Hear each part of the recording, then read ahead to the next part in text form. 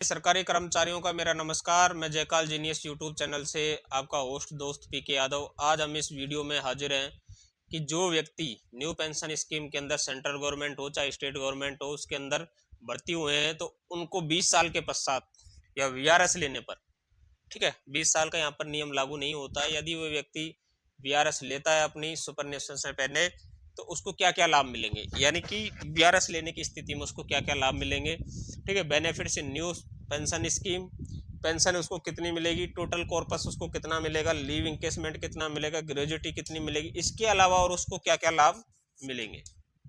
ठीक है, तो इस वीडियो में हम चर्चा करेंगे, तो आप बने रहिए वीडियो में एकदम लास्ट तक। और अभी तक आपने हमारे यूट्यूब चैनल जयकाल जीनियस को सब्सक्राइब नहीं किया तो चैनल को सब्सक्राइब जरूर करें, साथ में घंटे की बेल को दबाना बिल्कुल ना भूलें और हमारी वीडियो को लाइक और चैनल को सब्सक्राइब और साथ में शेयर करना बिल्कुल ना भूलें। ठीक है, जिससे आपको महत्वपूर्ण जानकारी समय समय पर मिलती रहे। और हाँ, आप मेरी वीडियोज को देखते हो लेकिन वीडियो को लाइक और शेयर नहीं करते हो, तो आपसे रिक्वेस्ट है कि आपके एक लाइक और एक शेयर से हमारा मनोबल बढ़ता है। जैसे जैसे आप लाइक वीडियो को करते हैं, चैनल सब्सक्राइब करते हैं, शेयर करते हैं वीडियोज को, तो हमारा मनोबल है जो एक अलग लेवल पर चला जाता है। हमको मोटिवेशन मिलता है कि आपके लिए नई नई जानकारी हम इस यूट्यूब चैनल के माध्यम से देते रहे। तो आइए शुरू करते हैं। सबसे पहले, यदि कोई एनपीएस कर्मचारी वीआरएस लेता है यानी इस्तीफा देता है अपनी सर्विस से, तो उसको क्या क्या बेनिफिट मिलेंगे। देखो, पहली चीज, यदि वह व्यक्ति या कर्मचारी जो 5 साल के पश्चात में 5 वर्ष के पश्चात में क्या दे रहा है, पश्चात वो क्या दे रहा है, रिटायरमेंट ले रहा है या इस्तीफा दे रहा है, तो उसको क्या लाभ मिलेंगे। 5 साल के पश्चात क्या है, आपको एक तो चीज लागू हो जाती है, ग्रेजुटी। अब मैं यहाँ पर ज्यादा लंबी चौड़ी बातें इसलिए नहीं करूंगा क्योंकि उसका कारण क्या है कि आपके पास भी इतना समय नहीं है, मेरे पास भी इतना समय नहीं है। ठीक है, तो जो मुख्यतः जो 4 चीजें मिलती हैं एनपीएस कर्मचारी को, वो कौन कौन सी मिलती हैं। एनपीएस कर्मचारी को मुख्यतः 4 चीजें मिलती हैं। वैसे तो 6-7 तरीके की चीजें मिलती है, लेकिन हम यहाँ पर 4 तरीके की चीजों के बारे में बात करेंगे। पहला क्या है, पेंशन। दूसरा क्या है, कॉर्पस। तीसरा क्या है, लिविंग इंकेसमेंट। चौथी चीज क्या मिलती है उसको, ग्रेजुटी। इसके अलावा उसको CGHS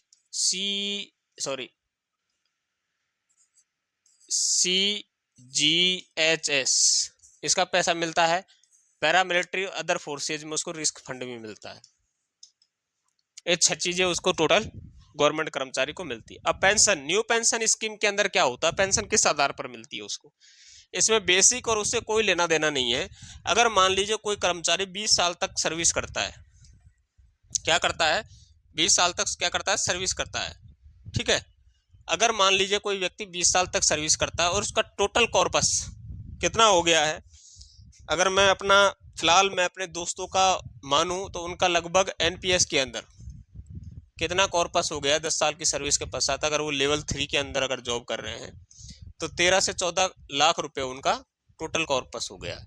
अब इस 13 लाख रुपए को अगर मैं मान लो कि 10 साल के बाद में वो कर्मचारी अगर जॉब छोड़ना चाहता है, तो मैं इसको मान लेता हूं कि 13 लाख रुपए आने वाले 10 साल में 26 लाख रुपए हो जाएगा 10% के हिसाब से, क्योंकि अभी रिटर्न आरओआई क्या चल रहा है, रिटर्न ऑफ इंटरेस्ट चल रहा है आपका 10% एनपीएस के अंदर।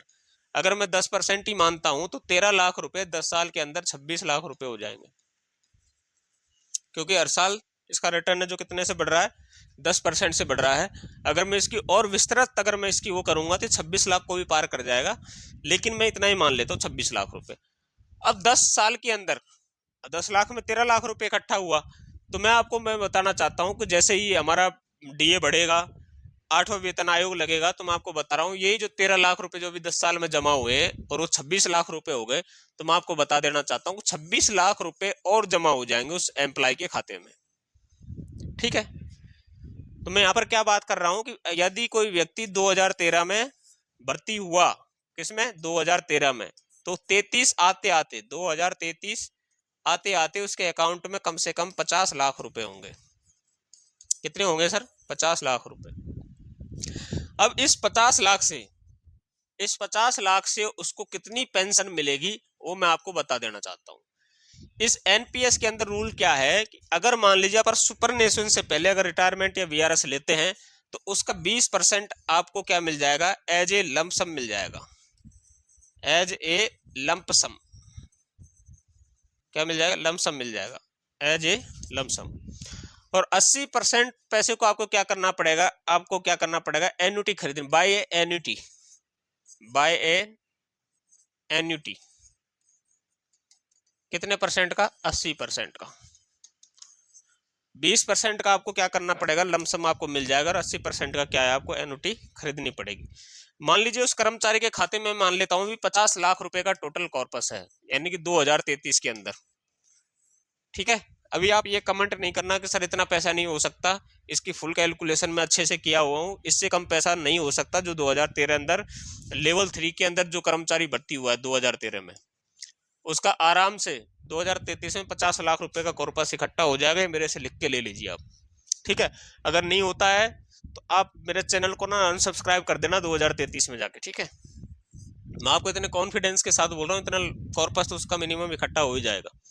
20% कितना हो गया, यानी कि 10 लाख रुपए। 50 लाख का अगर मैं 20% निकालता हूँ तो 10 लाख रुपए, इकाई, दहाई, सैकड़ा, हजार, 10,000, लाख, 10 लाख रुपए तो उसको क्या मिल जाएगा, उसको एक मुश्त राशि मिल जाएगी। बच गया कितना, 40 लाख रुपए। अगर 50 लाख में से 10 लाख रुपए को आप माइनस करोगे तो 40 लाख रुपए आपके पास में क्या बचते हैं, एन्युटी के लिए बचते हैं। इस 40 लाख रुपए से हम क्या खरीदेंगे, एन्युटी खरीदेंगे, जिसकी इंटरेस्ट रेट हम मानते हैं 6%। कितनी परसेंट, 6%। यानी कि मान लेते हैं उसको 6 चौके 24, यानी कि 2,40,000 रुपए, 2,40,000 रुपए क्या हो गया, उसका इंटरेस्ट रेट हो गया सालाना का। अब इस 2,40,000 रुपए को हम क्या करते हैं ना, इसको डिवाइड कर देते 12 मंथ से।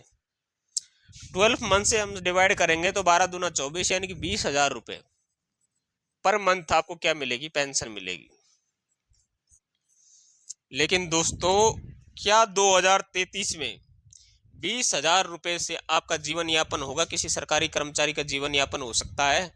यदि हो सकता है तो आप कमेंट बॉक्स में मुझे बताएं, मैं आपको बता देता हूं। 2033 के अंदर जो भी सिलेंडर कितना चल रहा है, 1100 रुपए ना, तो आप 1100 रुपए के आगे एक जीरो और लगा दीजिए, 11,000 रुपए में तो खाली गैस सिलेंडर आएगा। तो आप इस हिसाब से अनुमान लगा सकते कि 20,000 रुपए आज के 1100 रुपए के बराबर है, या 1,000 रुपए आप बोल सकते हो। यानी कि 20,000 रुपए की 2033 में कोई वैल्यू नहीं होगी। पहला लॉस तो ये सरकारी कर्मचारी को यहाँ पर होता है। लेकिन हमने बेनिफिट्स के बारे में बात की है कि एनपीएस के बेनिफिट्स क्या हैं, उसके बारे में बता रहा हूँ।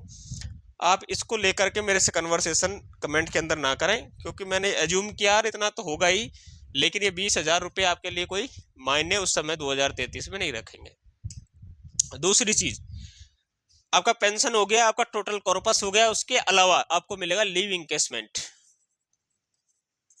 ठीक है, क्या मिलेगा, लीव इनकेसमेंट। अब सर ये लीव इनकेसमेंट क्या होता है, लीव इनकेसमेंट के ऊपर मैंने अलग से एक वीडियो बनाई हुई है ग्रेजुएटिव वाले मामले में। ठीक है, लीव इनकेसमेंट में आपको थोड़ा सा एक परिभाषित कर देता हूं कि आप रिटायर करने वाले, आपके पास में 100 दिन की छुट्टी बची है, यानी 100 दिन की ईएल बची है। वैसे टोटल 300 ईएल का ही आपको क्या मिलता है, पैसा मिलता है। वो उसको क्या बोलते हैं, सुपरनेशन के समय लीव इनकेसमेंट बोलते हैं। अगर फिर भी आप वीआरएस लेना चाहते हैं तो आपको क्या मिलेगा, लीव इनकेसमेंट मिलेगा। लीव इनकेसमेंट निकालने का फॉर्मूला क्या है, देखो, आपका लास्ट बेसिक, आपका लास्ट बेसिक प्लस में डीए, ये क्या हो गया आपका, इमोलूमेंट बोल सकते हो आप उसको, इमोलूमेंट। ठीक है, लास्ट बेसिक में मान लेता हूं कि किसी कर्मचारी का लास्ट बेसिक 50,000 रुपये है, और उस पर अभी मान लीजिए फिलहाल 50% क्या चल रहा है, डीए चल रहा है, तो इस पर 50% डीए हो जाएगा, यानी 50,000 पर 50% डी, यहाँ कर देता हूँ मैं प्लस 50,000। अब समझ में आ जाएगा आपको। ठीक है, तो 50,000 रुपये तो ये,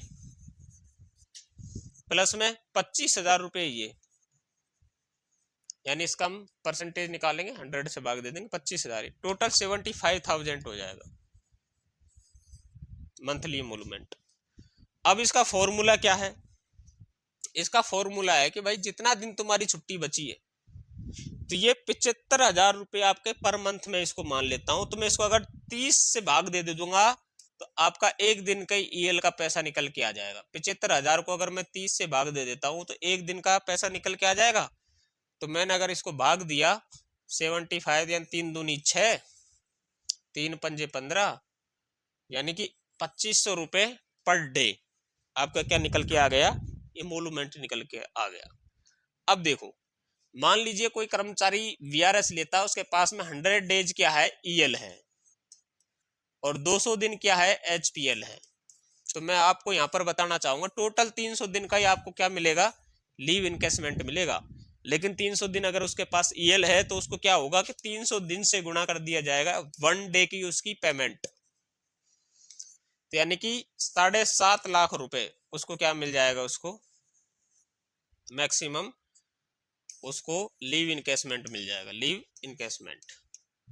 अगर मान लीजिए किसी के पास 100 दिन का ही ईएल है और 200 दिन का एचपीएल है, तो एचपीएल होता है हाफ पे लीव, यानी 200 दिन का अगर हम हाफ करेंगे तो 100 दिन उसका क्या बन जाएगा, ईएल बन जाएगा। तो 100 दिन ऊपर का ईएल और 100 दिन एचपीएल का ईएल, टोटल कितने हो गए, 200 दिन ईएल। तो 200 दिन ईएल का अगर मैं पैसा निकालता हूं पुराने उसी फॉर्मूले से, तो यानी एक दिन का क्या पेमेंट होता था, 2500 रुपए। 200 दिन का मैं निकालता हूं तो 25 दिन 5 लाख रुपए, 5 लाख रुपए उसको क्या मिल जाएगा, मंथ, उसको लीव इनकेसमेंट मिल जाएगा। ठीक है, अब उसका आपको समझ में आ गया कि लीव इनकेसमेंट कितना मिलेगा। इसके अलावा और क्या चीज मिलती है, इसके अलावा मिलती है आपको ग्रेजुटी। क्या मिलती है, ग्रेजुटी। मैंने इनके ऊपर अलग से एक सेपरेट वीडियो बनाया हुआ है, ग्रेजुटी, लीव इनकेसमेंट, इस सब के बारे में। आप वहां जाकर के आप देख सकते हैं मेरी वीडियो को चैनल के ऊपर जाकर के। लेकिन थोड़ा थोड़ी मैं मोटा मोटी बता देता हूँ ग्रेजुटी के बारे में। जब से हमारा डीए कितना हुआ है, 50% हुआ है। पहले लिमिट कितने की थी, 20 लाख रुपए की थी। ग्रेजुटी की मैक्सिमम जो लिमिट थी 20 लाख की थी। जैसे ही 50% डीए हुआ तो ये लिमिट को बढ़ा करके कितना कर दिया गया, 25 लाख रुपए। इकाई, दहाई, सैकड़ा, हजार, 10,000, लाख, 10 लाख, करोड़,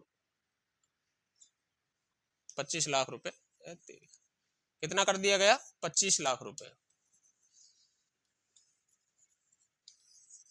ठीक है, 25 लाख रुपए कर दिया गया मैक्सिमम। ठीक, अब देखो, यदि कोई व्यक्ति 20 साल की सर्विस करता है और फिर उसके पश्चात वो यदि रिटायर करता है या वीआरएस लेता है, ठीक है, वीआरएस लेता है, तो उसका फॉर्मूला क्या है, 1/4 इंटू में नंबर ऑफ 6 मंथ। ग्रेजुटी के ऊपर मैंने अलग से वीडियो बनाई हुआ, आप वहां जाकर के देख सकते हैं। Number of 6 months of qualifying service into में इमोलूमेंट। तो इमोलूमेंट के बारे में मैंने इस वीडियो में आपको बता दिया मोटा मोटी। इससे पहले अगर आपको ग्रेजुटी वाली वीडियो देखेंगे तो उसमें आपको पता चल जाएगा। 1/4 20 साल की सर्विस की है तो number of 6 months of qualifying service, यानी कि 20 साल में उसके एक साल में कितने मंथ होते हैं, 2 6 मंथ होते हैं।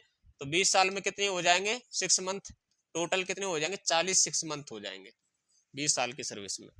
तो 1/4 इंटू में 40 इंटू मंथली इमोलूमेंट हमने कितना निकाला था, 50,000 बेसिक लिया था, 50% डीए लिया था, तो 75,000 रुपये हमने क्या निकाला था, उसका मंथली इमोलूमेंट निकाला। तो यानी कि 4 से 10 बार कट जाएगा 40, और 7.5 लाख रुपए क्या मिल जाएगी उसको, ग्रेजुटी मिल जाएगी उसको। तो ये 4 चीजें तो उस व्यक्ति को, एनपीएस वाले कर्मचारी को मिलेंगी ही मिलेंगी। इसके अलावा ये सब चीजें तो लोग आपको बताते रहते हैं, इसके अलावा क्या मिलेगा आपको, CGHS का पैसा मिलेगा आपको। इसके अलावा 5वीं नंबर चीज, 6ठे नंबर चीज, एक होता है रिस्क फंड। रिस्क फंड ये किस में दिया जाता है, पैरामिलिट्री फोर्सेज के अंदर दिया जाता है, डिफेंस के अंदर दिया जाता है। सिविल गवर्नमेंट के लिए अलग इंश्योरेंस पॉलिसी होती है, वो सिविल सर्वेंट के लिए दी जाती है, वो हर डिपार्टमेंट का अलग अलग होता। तो ये चीजें न्यू पेंशन स्कीम के कर्मचारी को मिलती है। इसके अलावा पैरामिलिट्री फोर्सेज और डिफेंस के जो भी बल सदस्य हैं उनके लिए अलग से एसबीआई बैंक द्वारा एक अकाउंट खोला जाता है। जैसे पैरामिलिट्री फोर्सेज में खोला जाता है PMSP account, paramilitary forces PFMSP account.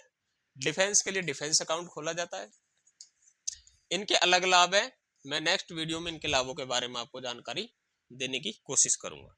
यदि आपको हमारी वीडियो अच्छी लगी हो तो वीडियो को लाइक, चैनल को सब्सक्राइब और वीडियो को अधिक से अधिक शेयर करना बिल्कुल ना भूलें। वीडियो को अंत तक देखने के लिए आप लोगों का बहुत बहुत धन्यवाद। जय हिंद, जय भारत।